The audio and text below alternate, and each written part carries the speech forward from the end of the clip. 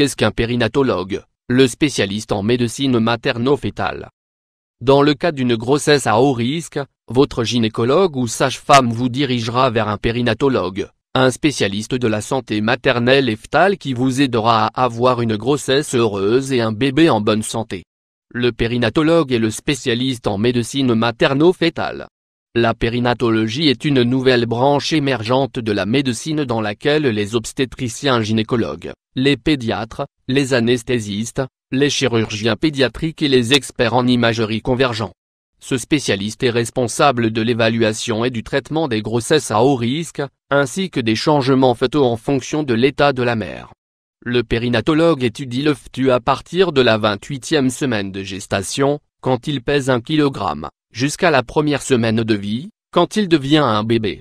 Le périnatologue, médecin materno-fétal. Lorsqu'une femme enceinte souffre des affections énumérées ci-dessous, sa grossesse présente un risque élevé. Dans cette optique, votre contrôle médical devrait être confié à un périnatologue. La femme a moins de 18 ans ou plus de 40 ans. Diabète, soit avant la grossesse ou pendant la gestation. Hypertension artérielle, pré-grossesse ou liée à la grossesse. Avoir fait une fausse couche ou une naissance prématurée. Vous avez une maladie sexuellement transmissible. Grossesse de jumeaux ou de plus de bébés. Diagnostic de bébé avec une malformation congénitale ou des problèmes de croissance. Le périnatologue fournira des recommandations pour les soins de la mère et du fœtus pendant le travail et aidera à l'accouchement du bébé. De plus, il assurera un suivi médical après l'accouchement en cas de complications comme des saignements excessifs, de l'hypertension artérielle, du diabète ou des convulsions. Quelles sont les fonctions d'un périnatologue? Le spécialiste en médecine fœto-maternelle réalise des tests et pratique les procédures pour découvrir les anomalies fœtales. De même, dans les cas où les malformations fœtales sont traitables, le périnatologue évalue les possibilités d'appliquer certaines mesures correctives. Certaines procédures peuvent être très invasives et risquées, comme les interventions directes in utero. Cependant, elles deviennent de plus en plus courantes aujourd'hui. Le périnatologue, médecin des femmes enceintes 1. Procédure de diagnostic prénatal. La surveillance fœtale et l'échographie sont des tests inoffensifs pour le bébé et la mère et n'ont pas de conséquences négatives. Mais il y a d'autres tests qui comportent des risques considérables, il faut donc s'assurer qu'ils sont vraiment nécessaires. Ultrasonographie. Il s'agit d'une procédure dans laquelle des ondes sonores à haute énergie sont utilisées pour créer des échos et former des images du fœtus. À partir de ces images, il est possible de détecter des altérations dans la formation du bébé.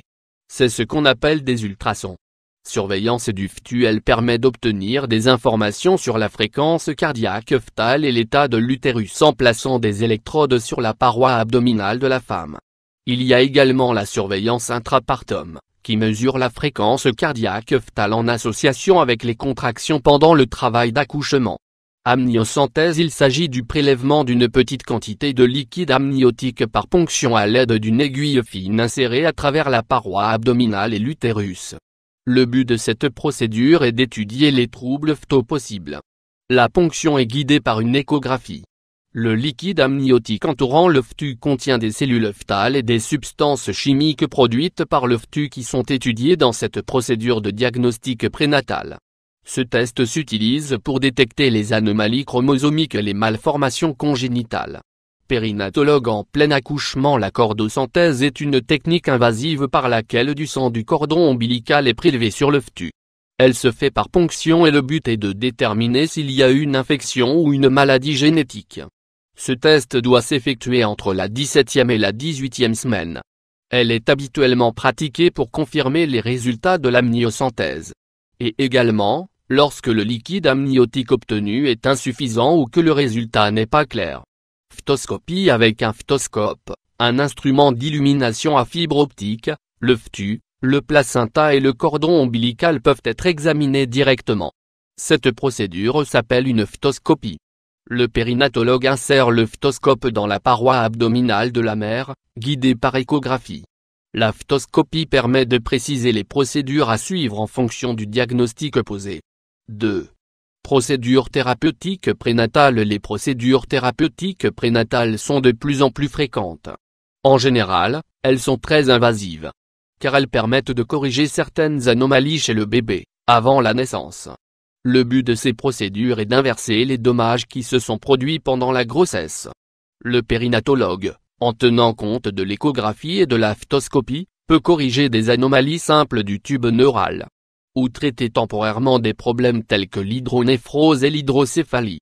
Ce spécialiste peut également effectuer une chordosynthèse à des fins thérapeutiques pour traiter l'anémie, ou bien l'immunodéficience congénitale, l'insuffisance cardiaque et les arythmies, entre autres problèmes. L'approche la plus avancée pour traiter les maladies pulmonaires, l'obstruction urinaire ou les cardiopathies congénitales est l'approche directe du FTU, que l'utérus soit fermé ou ouvert. Considération finale: il est normal pour les grossesses à haut risque requièrent plus de visites chez le médecin et d'échographie que pour les grossesses à faible risque. Évitez de vous alarmer si votre médecin ou votre sage-femme vous demande de consulter un périnatologue. Au-delà de la nervosité évidente, si vous avez une grossesse à haut risque, voir ce spécialiste est la meilleure option pour vous et votre bébé. Certaines femmes ont une consultation régulière avec leur gynécologue et ne consultent le périnatologue que lors de visites très occasionnelles. Pour d'autres, le périnatologue sera le médecin traitant tout au long de la grossesse. Lorsque le périnatologue vous dit qu'une intervention est nécessaire, demandez-lui de vous expliquer en détail ce qu'il va faire. Et également pourquoi il doit le faire et quels risques cela comporte pour vous et votre bébé. Posez autant de questions que vous le jugez nécessaire. L'important est de s'assurer que votre bébé arrive en bonne santé, sans aucun risque pour vous.